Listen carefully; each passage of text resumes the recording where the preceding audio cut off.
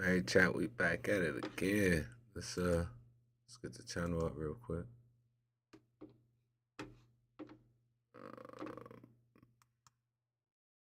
Man, I hate when it trying to be tripping like that. Hold up, give me a minute, y'all.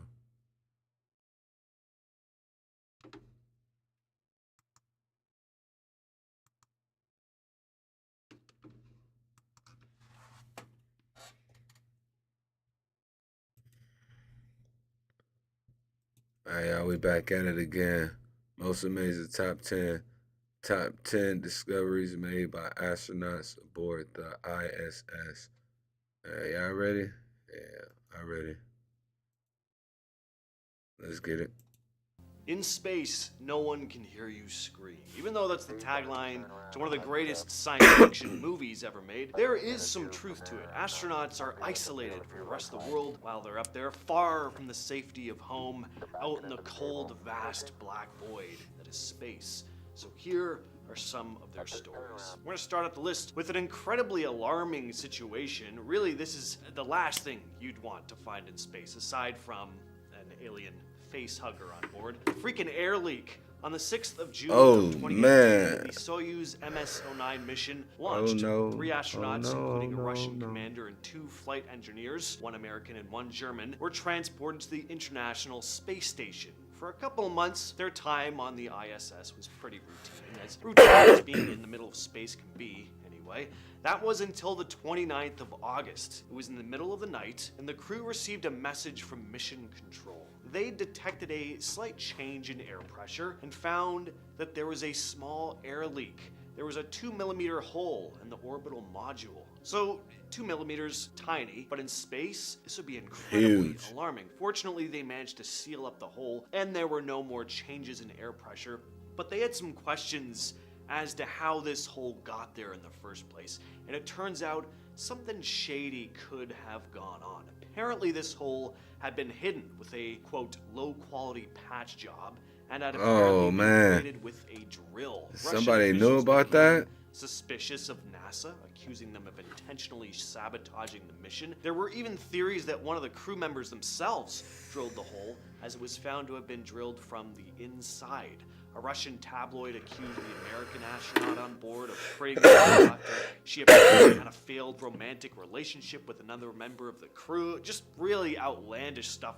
The whole thing was a complete mess, and we still don't know exactly what went on here. Next on the list we have the Space Snake. Story Musgrave is a retired NASA astronaut who's had more experience in space than most in the field. He also has 6 degrees, he's a physician, a mathematician. The man is incredibly experienced and intelligent. He also firmly believes that there is life out in space, and he may have had a first-hand experience. He claimed to have seen an 8-foot-long snake-like creature on 2 separate space missions. He was featured on an episode of the TV series Sightings, speaking about his odd experiences with the creature, and was quoted saying, "On 2 of my missions, and I still don't have an answer, I have seen a snake out there, 6, 7, 8 feet long. It is rubbery because it has internal weight. It follows you for a rather long period of time. The more you fly in space, the more you see an incredible amount of things out there, and that sort of brings to you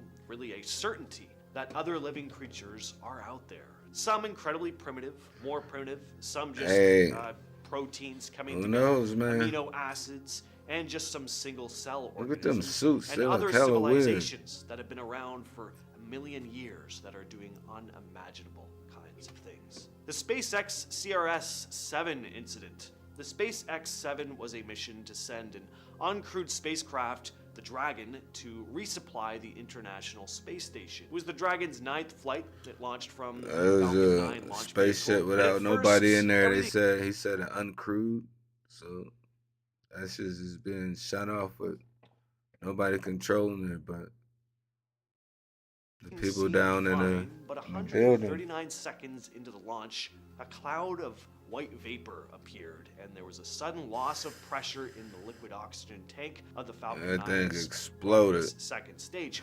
The rocket continued for a few seconds before breaking apart. The Dragon CRS-7 capsule was thrown clear of the explosion and hit the ocean. SpaceX said the capsule could have been saved if the parachutes had deployed, but the software didn't have the right instructions for that situation. It was found that a metal piece called a strut had failed. This particular strut held a high-pressure helium bottle in place within the rocket's liquid oxygen tank. Because the strut failed, helium rushed into the tank, causing too much pressure, and it eventually burst. Now, luckily, there was nobody on board. Again, this was an unmanned mission, but it just goes to show how much of a risk spaceflight is. Every time just imagine astronauts if go into somebody space, was on that. risking their lives. Just imagine if somebody was on that. They would have been done before they even knew it. Hasta la vista, arrivederci. This can just go wrong at the drop of a hat. The same goes for this next failed mission, the Cygnus Orb 3. Again, nobody aboard, but it would have been disastrous if there was. So this was an attempted flight of an automated cargo spacecraft. Again, it would have brought food and supplies to the crew of the International Space Station. This would have been Cygnus's fourth flight to the ISS. The Antares rocket carrying the Cygnus spacecraft launched on October 28th, 2014. Just 15 seconds after liftoff, though, there was a failure in the first stage's propulsion system. The rocket started falling back to the launch pad. This could have been quite a disaster. A rocket plummeting into the Earth, might cause some bodily harm to workers down there. So in order to prevent that from happening, the range safety officer activated the flight termination system. Basically, the thing self-destructed just before hitting the ground. How awesome would it be to press a button that makes a rocket explode in midair? I imagine it being a big, red button with, explode written on it. Yeah. It's probably a bit more sophisticated than that. This explosion was so intense, though, that it could be felt 20 miles away. Thankfully, no one was injured, but there was substantial damage to the launch pad. Next on the list, we have the Nauka thruster glitch. Nauka, or the multi-purpose laboratory module, is a module that is crazy, though. I didn't know they can do that. That they had a button that they can push and make a fucking rocket explode before it comes back and hits the ground atmosphere. Blow that joint up. That's cool. Station. When it successfully docked on the station on July 29th of 2021, something kind of scary happened. Its thrusters started acting up, causing the entire station to rotate around. So the Nauka successfully docked with the ISS, and everything seemed fine, but a few hours later, while the crew was preparing to open hatches, Nauka's onboard computers had a glitch. This caused the module to unexpectedly fire its thrusters, making the ISS suddenly rotate. Now, astronauts are trained to deal with stuff like this. They know that glitches can happen and things can go wrong, but just imagining being out in a rotating space station in the middle of the black void of space, that's a pretty freaky situation to be in. Ground controllers were able to fix the glitch, though, and the station eventually returned to its proper position. All right, you know what really sucks? Toilet trouble. Issues with plumbing, it just completely upends your life. You feel lost and confused. As bad as a broken toilet is here on Earth, though, imagine being stuck up in space and realizing you have a busted crapper. That is a truly horrifying thing to discover. Oh, man. 2021 astronauts departing from the ISS realized they were going to have to head back to Earth without a toilet. The 4 astronauts had a 20-hour journey back to Earth in their SpaceX capsule, and they'd have to do their business in diapers the entire time. Oh, and this is the same crew that had to endure the whole thruster malfunction that had the entire space station rotating, by the way.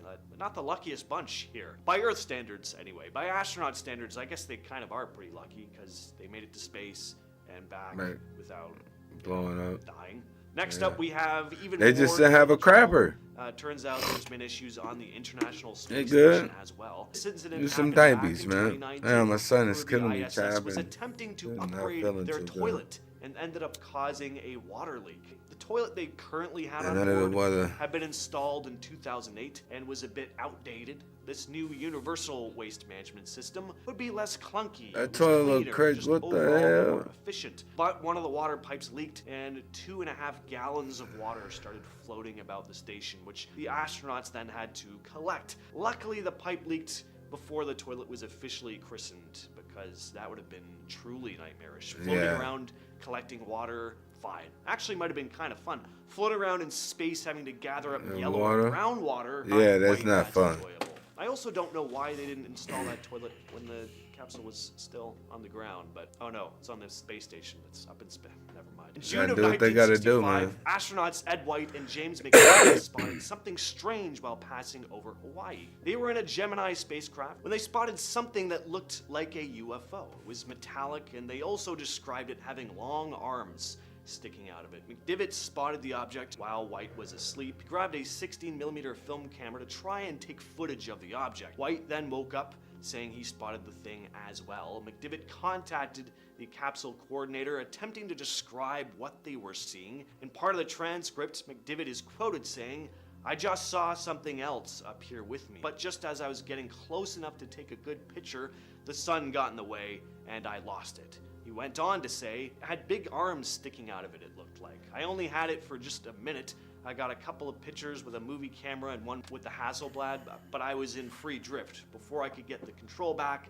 I drifted and lost it." Now this one needs to be taken with a grain of salt, or a lot of grains. It's a Reddit post made by a now deleted user attempting to stay anonymous. They claim to be an ex-astronaut who experienced something strange while on a mission, and I just think this is a spooky story, real or not. They write, let's see what they "Can't got. disclose my identity, but let's just say I've been around the celestial block a few times. It was a routine spacewalk checking the exterior of the ISS. Everything was humming along when I noticed this faint glow just beyond the Earth's horizon. At first I thought it was the sun playing tricks, but this was different. It was a subtle shimmer, almost mirage-like. I radioed Houston to check if there were Bro, that would be crazy to just spin around like that. Be in a spacesuit, bro. Out in space, bro, just cooling, working, man. That'd be dope, bro. anomalies, but they said all systems were normal. It was just strange, a gentle, pulsating light, and not blinding, but kind of hypnotic. As I reached out to grab a handrail, I felt a strange, static charge. That's when things got downright eerie. I saw these tiny, luminous particles dancing around me, forming intricate patterns. Suddenly, the particles converged into this figure, humanoid in shape, but made of pure light. It just hovered there, staring at me. No facial features, just a luminous silhouette. The next thing I knew, the figure disappeared into those shimmering particles and floated away. I radioed Houston, but they couldn't pick up anything unusual on their end. I finished the spacewalk, returned to the station, and went about my duties like nothing happened. But every time I look down at Earth, I can't shake the feeling that there's something out there, something beyond our understanding. Call it space-induced hallucination or whatever, but I swear that encounter was unlike anything I've ever experienced. And finally, we have the tale of the knocking. So in 2003, Chinese astronaut Yang Li was launched. That make you think. He said he's seeing dust particles of light in some form. No facial features. They couldn't find none. Bro, man, what's out there, bro? What's out there? On his first mission up to the vast darkness of space. He was China's first man in space. He was sent up in a small craft all alone. Again, first time. Brave dude right here.